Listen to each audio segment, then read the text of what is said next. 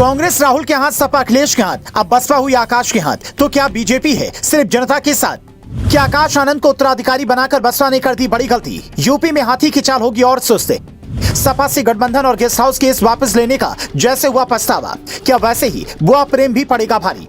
ये तस्वीर देखिए और बसपा समर्थक होने पर गर्व करना है तो कीजिए, लेकिन इस तस्वीर के साथ मायावती ने जो फैसला लिया है वो आपको गर्व करने नहीं देगा। इस तस्वीर के साथ कई लोग ये कह रहे हैं कि बसपा में असली महिला सम्मान है, सारे पुरुष हाथ बांधे खड़े हैं। मायावती के भतीजे आकाश आनंद भी साइड में कुर्सी के पास खड़े हैं और मायावती बैठी हैं, जबकि अन्य पार्टियों की मीटिंग में सबको कुर्सी मिलती है, सब साथ बैठे होते हैं। मायावती की पार्टी के बारे में जानने वाले लोग कहते हैं कि मायावती अक्सर ऐसा ही करती हैं और इसके पीछे कई बड़े कारण हैं, जिन पर आने से पहले मायावती का नया फैसला सुन लीजिए। 3 राज्यों में पार्टी को मिली करारी हार के बाद बुलाई गई बैठक में मायावती ने कहा, लंदन से पढ़कर लौटे आकाश आनंद ही अब बसपा से जुड़े फैसले लेंगे। सिर्फ यूपी और उत्तराखंड को छोड़कर बाकी फैसले उनकी ही सहमति से होंगे, जिसका मतलब ये हुआ कि मायावती ने अपना उत्तराधिकारी आकाश आनंद को घोषित कर दिया है। आकाश आनंद मायावती के भाई के बेटे हैं, रिश्ते में दोनों बुआ भतीजे हैं, यानी मामला परिवारवाद का है। जैसे कांग्रेस की कमान सोनिया के बाद राहुल ने संभाली, सपा की कमान मुलायम के बाद अखिलेश संभाल रहे हैं, आरजेडी के कमान लालू के साथ साथ तेजस्वी संभाल रहे हैं। ठीक वैसे ही बसपा में भी परिवारवाद हावी होता दिख रहा है, जिस पर बीजेपी ने तंज कसते हुए कहा है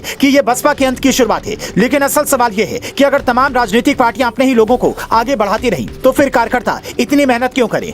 जाड़ा गर्मी या बरसात में पसीना क्यों बहाएं? पुलिस की लाठियां क्यों खाएं? जो राजनीतिक पार्टियां ये कहती हैं कि बीजेपी को हम हरा क्यों नहीं पा रहे हैं, उन्हें ये सोचना होगा कि जब तक पार्टी के भीतर हालात वो ठीक नहीं कर पाएंगे, बीजेपी को हराना छोड़िए, जनता के दिल में जगह भी नहीं बना पाएंगे। मायावती के समर्थक आज इस फैसले पर मायावती के साथ जरूर हैं, लेकिन एक बड़ा तबका ऐसा है जिससे ये सुनकर ही शर्मा रही है कि मायावती ने परिवारवाद की राह पर चलते हुए देश के सबसे बड़े लोकतांत्रिक देश में उत्तराधिकारी चुना है। लोकतंत्र में तो नेता का चयन वोट से होता है, फिर पार्टियां वोटिंग क्यों नहीं करवाती? मायावती कहती हैं किसी और को अगर जिम्मेदारी देती तो वो खुद को ज्यादा बड़ा समझने लगता। बसपा से ही स्वामी प्रसाद मौर्य जैसे कई बड़े नेता दूसरी पार्टियों में गए और एक वक्त प्रदेश में सरकार बनाने वाली पार्टी हाशिए पर पहुंच गई। 2022 की विधानसभा चुनाव में ये पार्टी एक सीट पर सिमट कर रह गई। जैसे 1980 के दशक में 2 सीटें बीजेपी ने जीती थी, वो हाल आज बसपा का है, जो समूचे विपक्ष के लिए एक बड़ा उदाहरण है। बीजेपी अपने सामान्य से कार्यकर्ता को भी सीएम तक बनाने में पीछे नहीं हटती, लेकिन दूसरी पार्टियों में पार्टी की कमान हमेशा परिचित को ही मिलती है।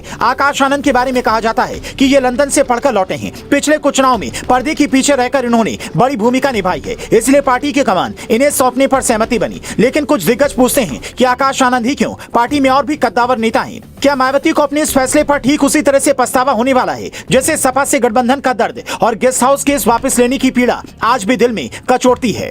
मायावती दलित समाज की एक तेज तर्रार नेता मानी जाती हैं, इसीलिए उन्होंने जिस वक्त पर आकाश आनंद को आगे किया है वो बताता है कि वो अपने भतीजे को चंद्रशेखर उर्फ रावण के आगे बड़ा चेहरा बनाना चाहती हैं। हमेशा संविधान की बात करने वाले चंद्रशेखर की तुलना में आकाश के पास डिग्रियों का अंबार ज्यादा है, लेकिन जमीन पर दोनों को अभी भी अपनी पकड़ मजबूत करनी है। 3 राज्यों के चुनाव में जहाँ चंद्रशेखर का क्रेज कम हुआ है तो वहीं बसपा का क्रेज भी बीते कुछ सालों में काफी गिरा है। अब तय जनता को करना है कि आप किसे अपना नेता मानते हैं। अगर आपको ऑप्शन दिया जाए तो आप इन दोनों में से किसको नेता ज्यादा मानेंगे?